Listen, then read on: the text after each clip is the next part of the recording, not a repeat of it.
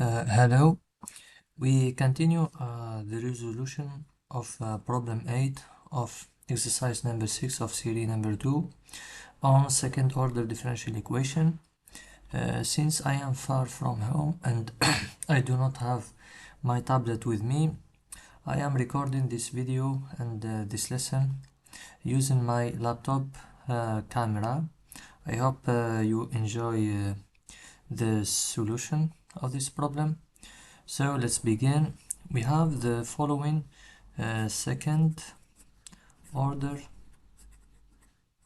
differential equation, which is y double prime minus 7y prime plus 12y is equal to 8 sine x plus exponential 3x. So as you may see, this this is a second order differential equation which is non-homogeneous because this part is not equal to 0. So firstly we need to solve the homogeneous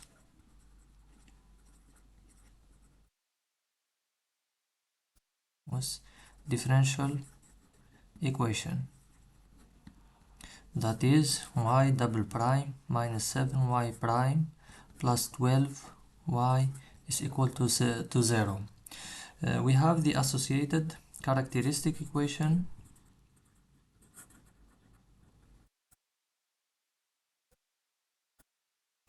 k squared minus 7k plus 12 is equal to 0. When you calculate delta, which is 7 squared minus 4 times y minus 1 times 12, which is equal to 49 minus 48, which gives you 1. So k1 and 2 are 7 plus minus square root of delta over 2, which gives you the solution 3 and 4. So the homogeneous solution is c1 exponential k1x plus c2 exponential k2x, which is c1 exponential 3x plus c2 exponential 4x. Okay, so this is the homogeneous solution to the equation. Next, we will use the method of undetermined coefficients. Remember, this is not the the method of variation of constants. It is the method of undetermined coefficients, because we have here a 8 times trigonometric function which is sine x, which is easy to guess, and here plus some exponential 3x, which is easy also to guess. So we are not required to do a long method like the variation of constants. So let's guess the particular solution. So we use the method of undetermined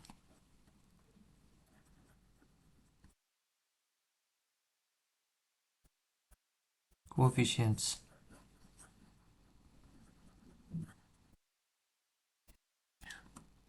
So here, since 8 sine x is actually equal to exponential 0 times x times 8 sine x. Notice that the 0 is not among the roots of the characteristic equation. K squared minus 7k plus 12 equal to 0. So we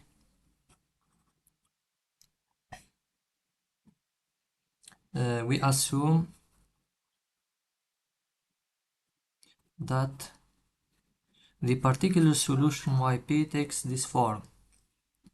It is exponential 0x times a times sine x plus b times cosine x.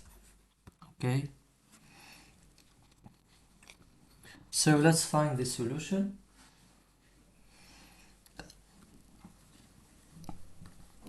So let's find the particular solution. Let's find the particular solution that satisfies the first part of the right hand side, which is 8 sine x. Notice that we begin only by figuring out the first particular solution. Because of the linearity of this equation, we can add the first particular solution to the second particular solution to the homogeneous solution to find the general solution. Okay, so let's do this. Notice that yp is equal to a sine x plus b cosine x. If you take the derivative of p with respect to x, you will get plus a cos x minus b sine x. Okay, take another time the derivative of yp prime to find y double prime. You will get minus a sine x minus b cosine x. Okay, if you replace back in our differential equation, note it star, you will get something like this. So we have yp double prime, which is, so we have here yp double prime minus 7 yp prime plus 12 yp.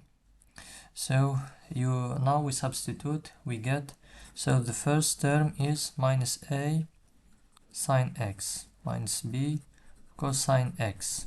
Okay, this one.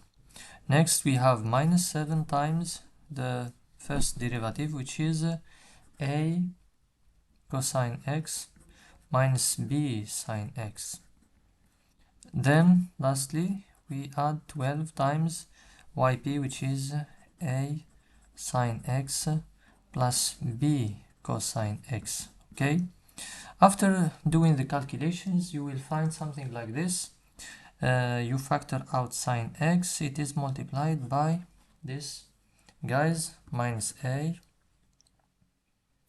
plus 7b plus 12a, and also plus cosine x times minus b minus 7a plus 12b. Doing the by simplifying and doing the calculations, you will find that sine x is multiplied actually by 11a and plus 7b, and the cosine x is multiplied by 11b minus 7a. So you have to remember that this guy out here should be equal to 8 sine x. So the next step is, by identification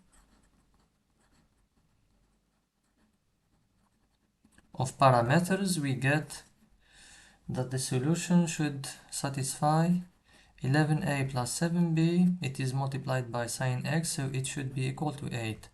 And we don't have cosine x in the right hand side of the equation, so it should be equal to 0. 11b minus 7a should be equal to 0. When you solve this system of equation of two parameters or two unknown variables a and b, you will get that a is actually equals to 44 over 85 and b is equal to 28 over 85. Okay, you can substitute yourself in the equation and you will find that that this particular solution yp is indeed the gives you 8 sine x. So we have the particular solution is 44 over 85 times sine x plus 28 over 84 times cosine x. So if you so this is the particular solution. You could do the calculations yp double prime minus 7 yp plus 12 yp. You will find it is equal to sine x after doing the calculations times 11 times 44 over 85 plus 7 times 28 over 85 and plus cosine x multiplied by 11 times 28 over 85 plus minus 7 times 44 over 85. This guy actually is equal to 0 and this guy out here will equal to 8.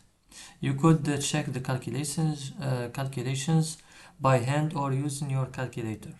Okay, so indeed this is the particular solution that satisfies the first part of the right hand side of the equation. Now let's figure out the second one, what remains, which is exponential. Let's find the second particular solution.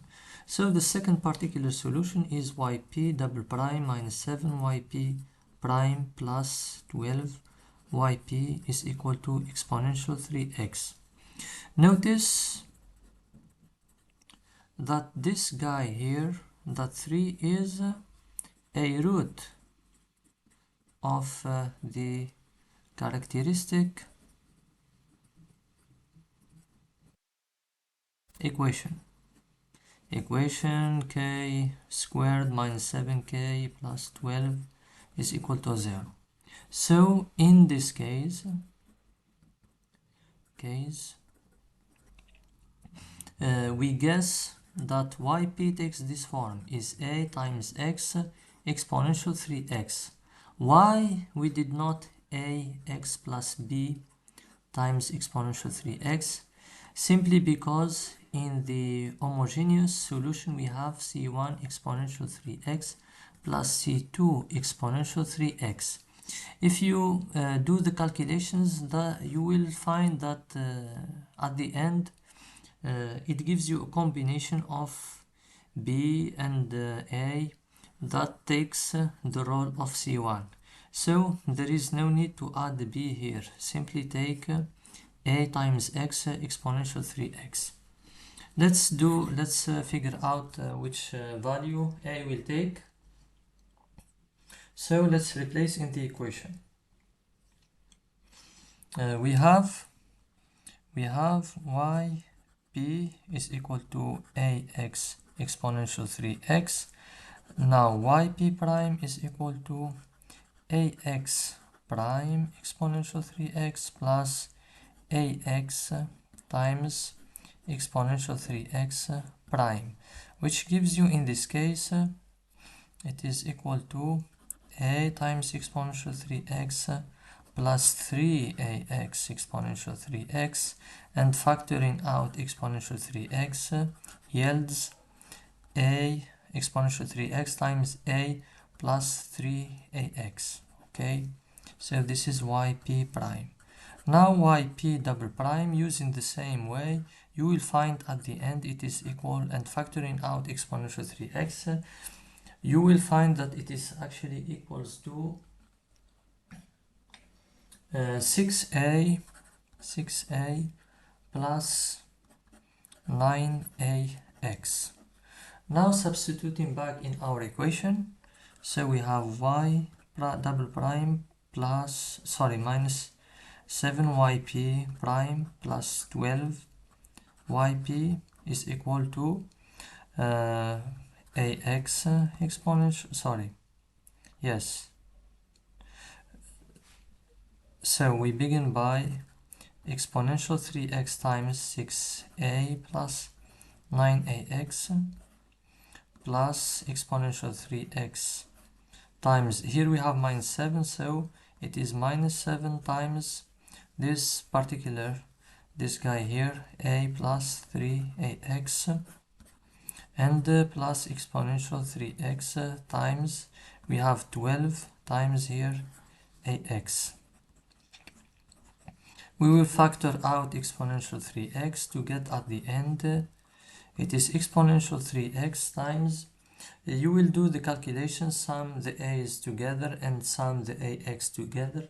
At the end you will find that it is equal to 6a minus 7a plus this guy here and this guy here, plus now we have 9ax, 3 times 7, which is, sorry, here minus 21ax, and at the end we have plus 12ax.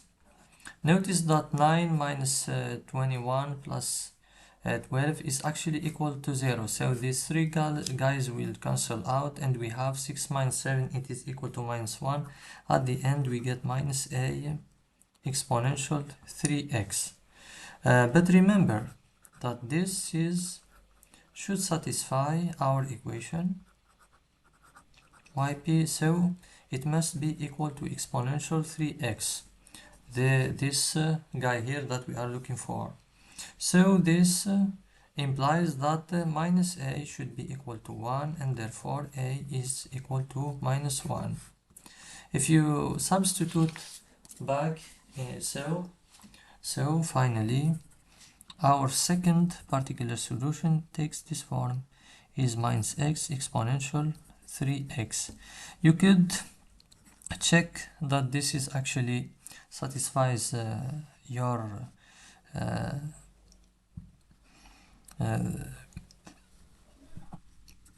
satisfies the equation y double prime minus 7 yp plus 12 yp is equal to exponential 3x. Hence the general solution of this equation is yg is equal to the homogeneous solution plus the first particular solution plus the second particular solution, and this gives you, this is equal to c1 exponential 3x plus c2 exponential 4x plus the first particular solution, we find it equal to 44 over 85 sine x plus 28 over 85 cosine x plus the second one that we get here, which is minus x exponential 3x. So this is the general solution that we are looking for to our equation y double prime minus 7y prime plus 12y is equal to 8 sine x plus exponential 3x. Okay, and I should remind you that we use this method of undetermined coefficients because we have simpler functions here, which is a combination of trigonometric functions plus an exponential times a polynomial, which is in this case of degree 0, which is equal to 1. Okay, so thank you. See you in the next video.